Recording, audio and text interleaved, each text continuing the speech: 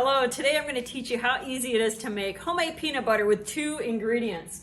We're going to start first with a container of unsalted nuts. I prefer this over the salted kind. I feel like it actually tastes better. So we are going to add some sea salt, so you don't have to measure it, just a whole container of your unsalted roasted nuts. Don't use cocktail peanuts, use the roasted, dry roasted ones. And then we're gonna add half a teaspoon of sea salt. Now if you want it unsalted, you can skip it, but I think it tastes kind of nice with just that. You don't need to add anything else. So when we put the lid on, you will notice, you're gonna turn the switch on, the lid actually activates the machine. So if this isn't on, you're not even gonna be able to turn it on.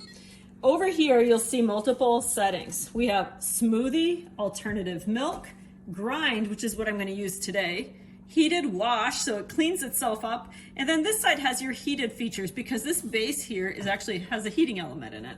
It does soup, heated puree, jam, and sauce. So I'm going to turn the dial till grind shows up.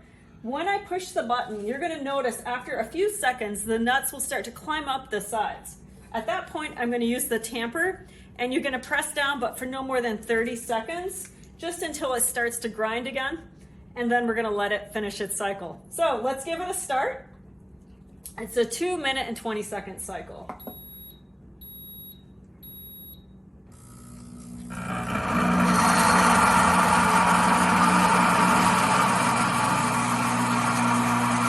can hear it, it's starting to change the sound.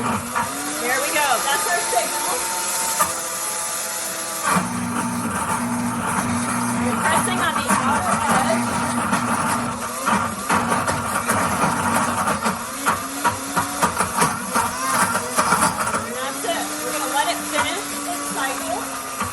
Another minute and 50 seconds to go. So we're just about finished. Now it's done. Let's take a look. So the friction actually makes it kind of warm.